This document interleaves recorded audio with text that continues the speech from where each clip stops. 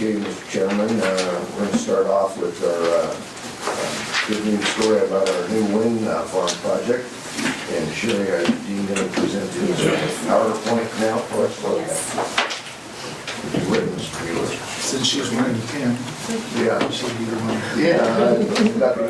As Fred indicated, I'm here to talk about a significant wind opportunity that's presented itself to us here in the last quarter of 2012. First thing I want to talk about is that it lines up very well with our stated corporate mission, which is provide reliable, affordable, reliable, and environmentally sensitive services to our customers. Talk just a little bit about the situation that the wind industry is in. Currently, there are production tax credits for wind, and they're set to expire at the end of this month. Congress is expected to extend those production tax credits one more time for 2013 as part of their fiscal cliff package. And it looks fairly positive that they will, nothing's for sure in the fiscal cliff package, but it looks fairly positive that there's one item that does have bipartisan support in there. It's the renewables for the wind. And Tim pointed out to me just this week that the Western Governors Conference is endorsing extending these production tax credits to Congress. So, you know, it's something that really looks pretty decent for getting through there, for getting through the package. Both wind developers and utilities know that this is probably going to be the last time we're going to be able to do a project where we can take advantage of these production tax credits if they are extended one more time. So you have until the end of 2013 to finish your project and get these, take advantage of these tax credits.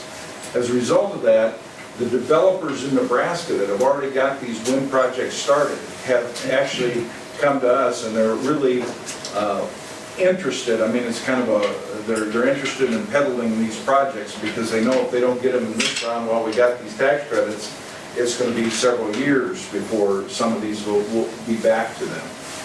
So, and the reason it's so important, these production tax credits are currently $22 a megawatt hour, or 40% or more of the cost of the new wind energy. So it's a big deal to take advantage of these while they're there.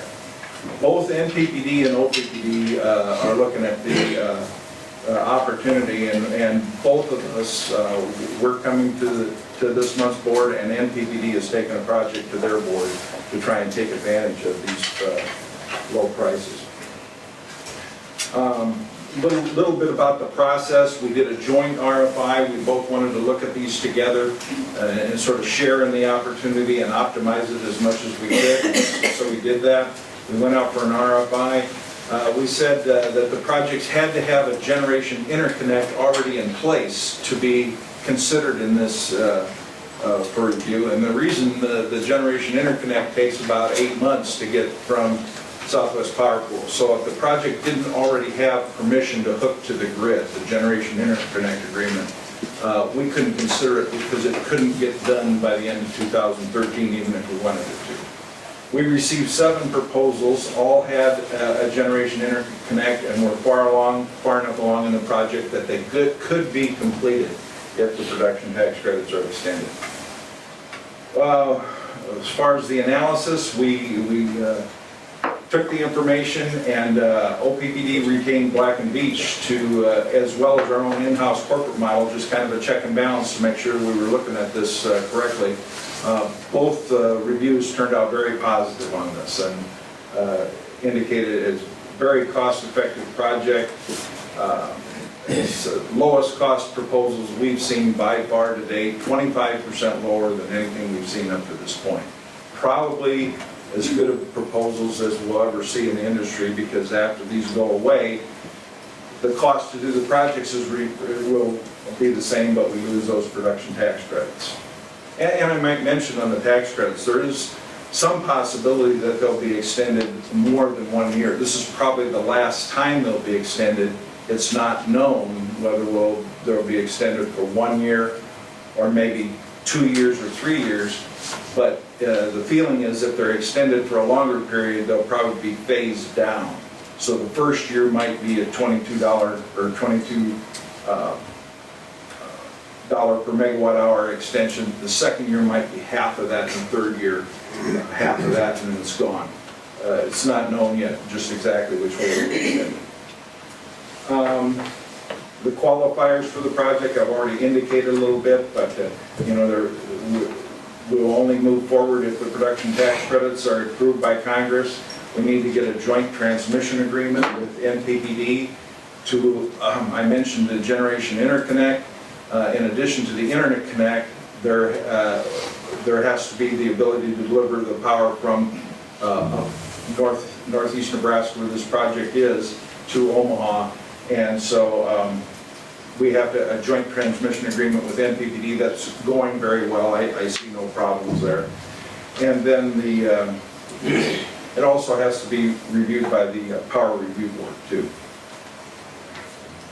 So therefore, we're going forward. We'd like to seek approval for a power purchase agreement for the Prairie Reach project, conditional on the production tax credit extension. It's a 200 megawatt project located west of Norfolk near Elgin, Nebraska. And if you hear a little map here, here's Highway 81, probably most of you are familiar with. This is Norfolk, and it's about 50 miles almost west of Norfolk, kind of in the Elkhorn River Valley there, and it's kind of on the bluffs of the Elkhorn River Valley, and there is a number of wind farms. There's 2 of them right here in Petersburg. There's another one proposed here. There's another one proposed about here. So it's quite a wind valley in Nebraska, and this one is kind of right in the middle of that. So even with the board approval, we'll only go forward with if the production tax credits are approved and it's approved by the Power Review Board. This will allow us to meet our 2020 goal 6 years early. So we're really kind of excited about the potential here. And here's kind of a summary of OPPD's wind to this point. We've got 9 wind projects since we started this effort. And the first one was kind of a test project with Valmont that was only 1 megawatt, but that was as much as anything helping Valmont to figure out if they wanted to get in the tower business. So we put one up right out by Valmont. Then we take 10 out of the 60 megawatts in a joint project with NPPD at Ainsworth. Elkhorn Ridge, we take 25 out of an 80 megawatt project that's joint with NPPD. Then we have our own Flatwater project down on the Kansas border. We have our Petersburg project right up in that same wind regime that we're talking about here. We have Crofton Hills that just went online November 1st of this year. And we're joint with NPPD on there, and we're taking 13 out of 40 on that project. And then we have Broken Bow 1 that went online December 1st. So these last 2 projects have just come online at the end of this year. And we take 18 out of 80 megawatts there. Broken Bow 2 is slated for next year out at Broken Bow, Nebraska, and we're taking 45 out of 75 megawatts out of that project. And then you can see the one we're proposing here, and it's quite a jump for us, but it's such a terrific deal that it's just really hard to pass up. So we're trying to take advantage of it, as is NPPD, to take as big a hunk as we can out of this at these sort of bargain basement prices. Hey, Dean, just a point of comparison, I guess. How much power do we generate at the landfill? I think 6.2 megawatts. Okay.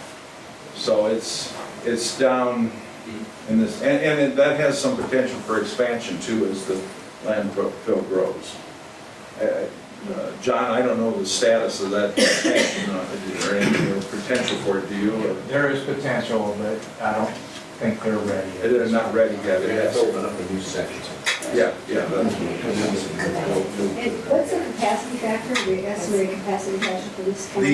That's a good question. The capacity factor for this project is higher than any of them to date. The technology continues to improve. They're looking at 53%. And when we started some of these earlier projects, they were in the low 40s, which is considered very good, by the way. I mean, the wind corridor in this country from North Dakota to Texas is the strongest wind resource there is. And if anybody that can get a capacity factor in the 40s, that's considered very, very good wind. 50s is exceptional. But the towers are taller and the lanes Yeah, are wider. exactly. What's happening, it isn't that the wind is getting better, it's the same as it always was, but they're going up with 100-meter towers rather than 80-meter towers, so they get up higher into the wind stream.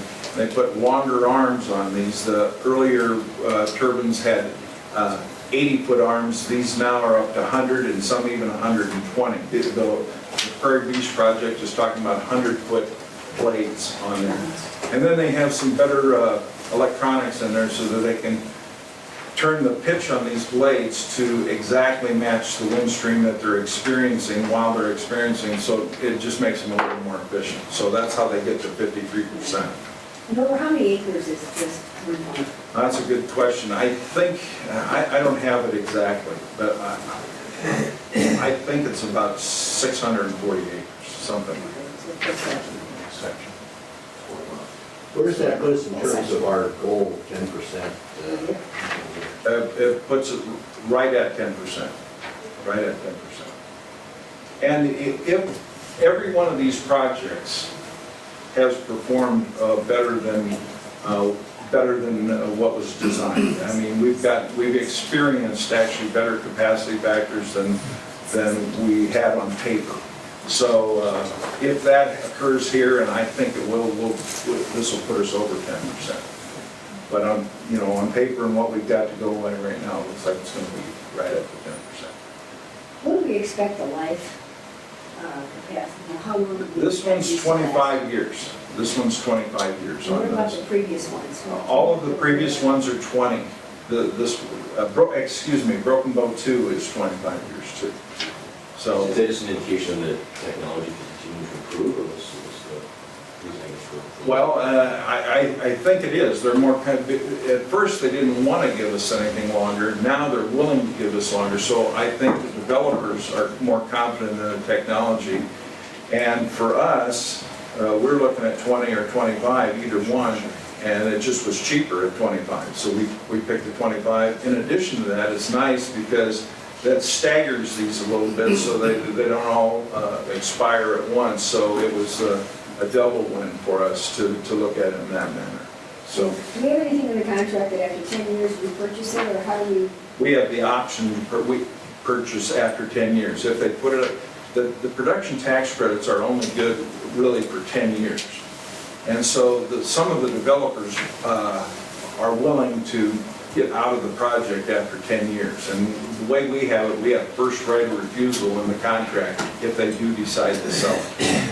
So we'd have to make a determination that time whether we thought it would be better for us to own the thing ourselves or continue with the exact same contract with a new owner. And I know there's been some, when I was at the legislature one time, there was some discussion in that police and their life, that some of the farmers are worried about just having a stranded, ugly thing there. Is there anything in the contract to cover that, or how does? Not our contract, but these in the contract that the developers have with the landowners are required by the state to have an escrow fund available for the decommissioning of these projects. That was a huge deal Okay, so I at thought first, and it was something that was kind of overlooked, and some of the earlier developers didn't want to address it, or were going to kind of leave it to the landowner, and I think they've got that squared away now. And that's to protect the landowner, but I'll tell you that the landowners are some of the big winners in these wind production projects. They really like to see these in the communities. Petersburg has done a wonderful job. They're kind of used as a testimonial around how well it's did for that community. And the farmers that have these, you know, it feels like a second crop to them, guaranteed second crop. Yeah. And so they're usually a very, you know, our Flatwater project is another good example. I mean, they really like having it down there. No, the farmers like it, but the farmers that have to look at it and that sit on their land, they don't like it so much. That's gonna be on their land.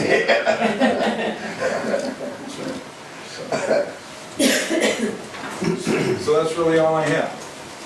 So I think it's Any more a questions? good opportunity. Any questions about it? Like Dean said, it is a bargain basement price. That's why we went with the size. It does meet our commitment way early, but we felt like this was an ideal opportunity to do it.